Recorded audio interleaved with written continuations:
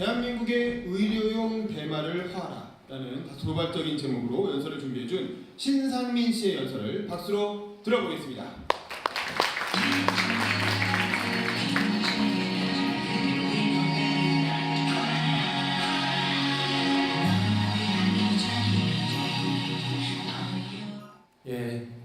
저는 2012년 나이 30에 당뇨 판정을 받은 제2형 당뇨병 환자입니다. 다이아백스라는 약을 약 7년간 복용하고 있고요. 간 수치도 높아서 간장 질환 치료제도 복용하고 있습니다. 제가 술을 습관처럼 마시게 된 건 되돌아보니 결국 트라우마 때문이었습니다. 제가 2006년 노원역에서 공익근무 요원을 복무할 때였는데요. 그때는 이제 스크린도어가 설치 전이었습니다. 제 눈앞에서 승객분이 투신 자살을 하셨습니다. 김한사님만큼은 아니겠지만 자살을 막지 못한 자책감과 충격에 공황장애가 왔었습니다. 밤에는 악몽을 꾸기도 했습니다. 의지할 수 있었던 건 술뿐이었습니다. 제가 집안에 목사님이 3분 계시고 아버지가 장로님인 모태신앙 크리스천인데도 불구하고 저는 우울, 불안, 긴장 같은 부정적인 감정을 잊기 위해서 주님이 아닌 또 다른 주님에게 의존했던 겁니다. 제가 아마 편의점 수입 맥주 4캔 행사를 그 유혹을 지나치고 돈을 모았다면 상당히 좋은 자동차를 지금 가지고 있었을 겁니다. 그렇게 저는 어느 순간 현재 제 몸 상태를 넘어 이미 발생한 미래를 걱정하기 시작했습니다. 과연 내가 한 여자와 인생의 동반자가 과연 될 수 있을까? 아이를 낳고 한 가정에 책임감 있는 가장이 내가 과연 될 수 있을까? 지금 우리 사회에 아픈 사람들이 굉장히 많습니다. 암 환자, 치매 환자, 당뇨로 인한 합병증 환자들. 사회가 팍팍해지고 살기 어려워질수록 그런 트라우마를 겪고 회복하지 못하는 사람들이 늘어날 겁니다. 자살률이 세계에서 가장 높은 것도 이런 이유 때문이 아닐까요? 우리 인생의 어느 시점에 우리 모두는 만성 중증 질환을 겪게 됩니다. 우리는 우리 자신을 더 이상 돌볼 수 없게 됩니다. 우리가 하고 싶은 걸 못하게 됩니다. 우리의 몸이 우리를 배신하게 되는 겁니다. 그 과정에서 우리는 통제력을 잃습니다.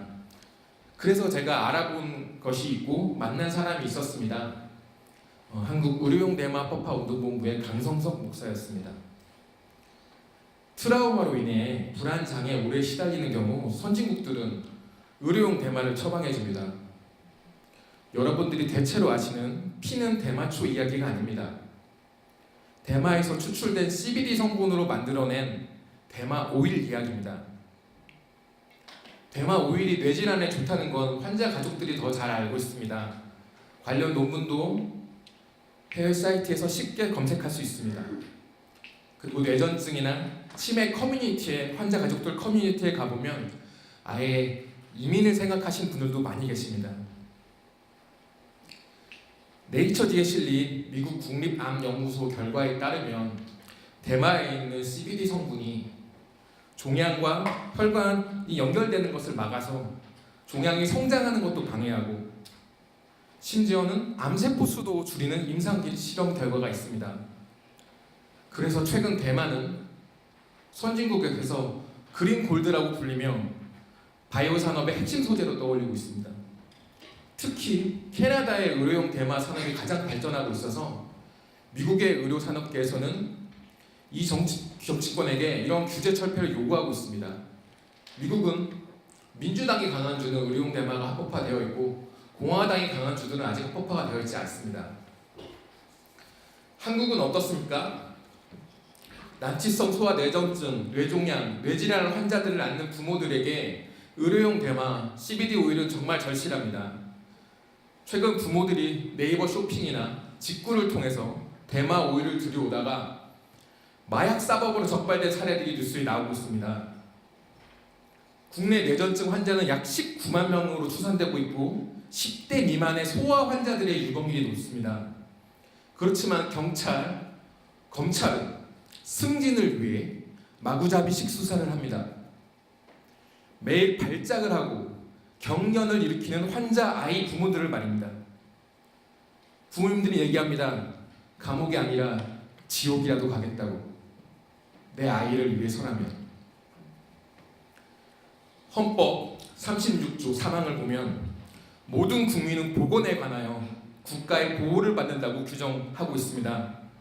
하지만 헌법에 명시된 국민 중에 뇌전증, 파킨슨, 알츠하이머를 비롯한 뇌질환 신경질환자는 없는 것입니다. 왜? 한국에서는 의료용 대만을 처방받지 못하니까요. 생존이 불법입니까? 생존이 위헌입니까? 가까운 일본, 중국, 심지어 필리핀까지도 의료용 대마가 합법화되어 있는데 한국만 밟고 있습니다. 우리나라는 박정희 정권이 1976년에 만든 대마관리법에 따라 대마를 금지하고 마약으로 처벌하는 그릇된 제도가 40년 넘게 이어지고 있습니다. 한마디로 법이 현실을 못 따라가고 있는 것인데요. 이런 사회적 문제들에 대해 의제를 설정하고 공론의 장을 만드는 것이 언론의 역할입니다. 하지만 몰핀 같은 중독성 심한 진짜 마약 진통제를 만드는 기득권 제약회사들과 그리고 담배를 만드는 한국담배임상공사가 아마도 이거를 막을 겁니다. 그래서 저는 지금 바로 여기 계신 여기 행동하는 양심을 가지신 시민 여러분들께 참여를 부탁드립니다. 금지는 불가피하게 저항을 낳습니다. 하물며 잘못된 금지에 대해서 저항하는 건 상식적인 지극히 당연한 일 아니겠습니까? 끊임없이 싸워야 하고 끊임없이 관심 가져주셔야 하고 끊임없이 우리 이야기를 계속 해나가야 합니다. 담배와 술이 사람을 죽이는 동안 대마는 그 누구도 죽이지 않았습니다. 여러분, 한국의료용 대마 합법화 운동본부에 동참하여 주시기 바랍니다. 담쟁이처럼 더불어 보여 40년 기득권의 벽을 함께 넘어주시길 부탁드립니다.